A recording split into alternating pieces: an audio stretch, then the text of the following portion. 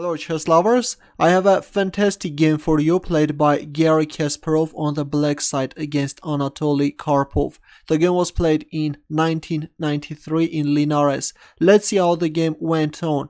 Karpov started with d4 and knight f6 by Kasparov, c4, g6, knight c3, bishop g7, e4, d6, Kasparov goes for King's Indian defense, and f3, Karpov chooses Saemisch variation, which is named after the German grandmaster Friedrich Saemisch.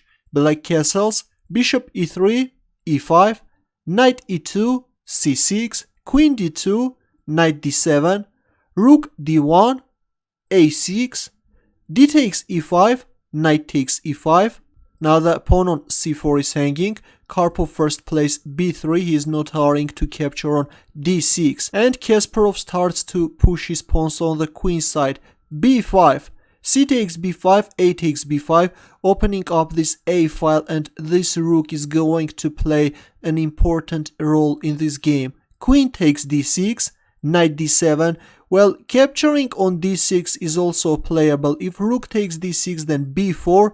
If knight a4 covering the a2 square, then knight c4, forking the rook and the bishop. If rook d3, then knight takes e3, rook takes e3, bishop a6, and black has a slight advantage. Black is better developed.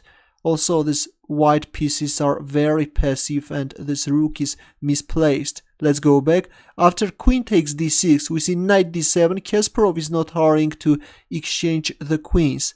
f4. Right now you can see that the knight on e5 is hanging, but Kasparov is not going to move the knight. He plays b4, counter-attacking white knight. Knight b1.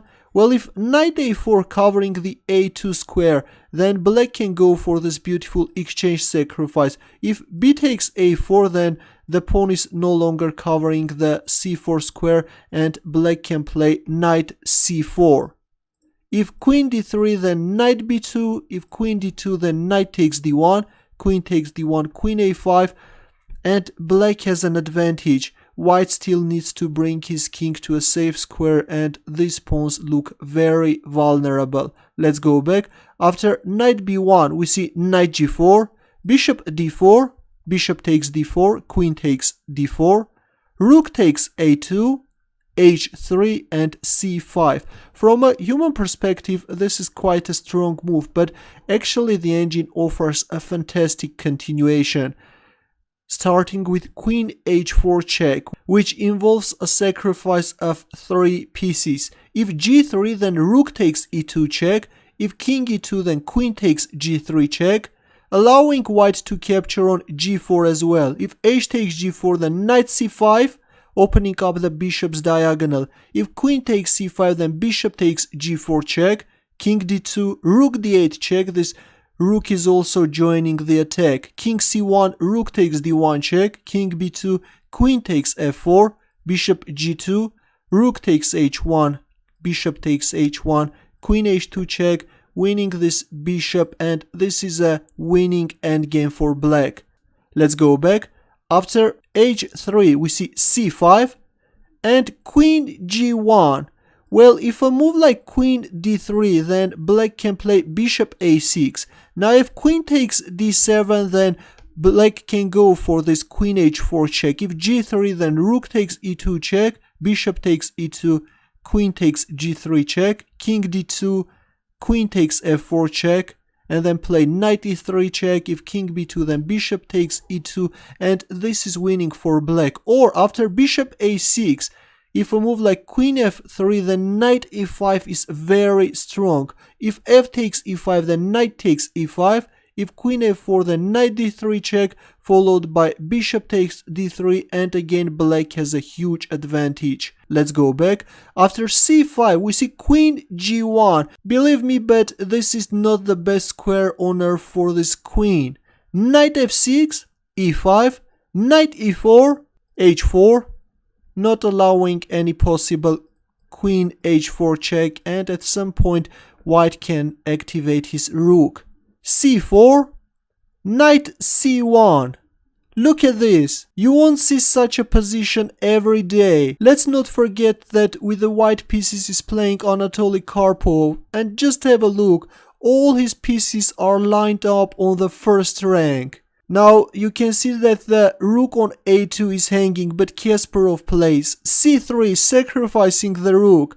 By the way, rook b2 is more solid. If queen d4, then c3, and only then black can push the pawn, and black has a huge advantage. But instead Kasparov plays c3, knight takes a2, c2, forking the knight and the rook, queen d4, and here, because of Kasparov's carelessness and a mistake by the arbiter, an unpleasant incident occurred.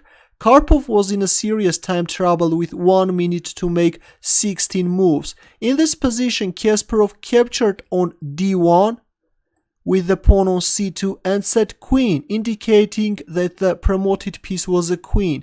However, no queen was immediately available, but the arbiter, who apparently had something else on his mind, brought a white queen. Here Kasparov's patience snapped, and leaving the pawn on d1, he started Karpov's clock. Karpov immediately played queen takes e4, and Kasparov told him that he was in check. Karpov replied, "From what? It might be a bishop on d1.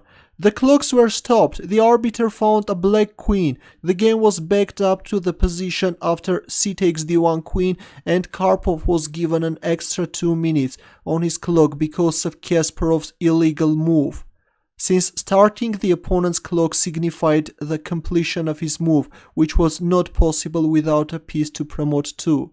After a brief show for the spectators, the game resumed. We see c takes d1 queen, king takes d1, and here comes another strong move, knight c5, offering an exchange of queens. Queen takes d8, rook takes d8 check, king c2.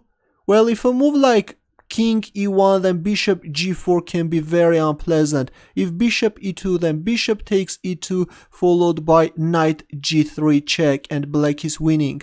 Let's go back. After rook d8 check, we see king c2, knight f2, attacking the rook, and here Karpov lost on time. But of course this is losing for white. If a move like rook g1, then bishop f5 check. If king c1, then rook d1 check, followed by rook takes b1 checkmate. Or after bishop f5 check, if king b2, then knight d1 check, followed by this amazing knight takes b3 checkmate. Look at this. For the first time after the 24th game of 1985 match, Kasparov managed to win Karpov with black pieces. This was probably the most crushing defeat in Karpov's career.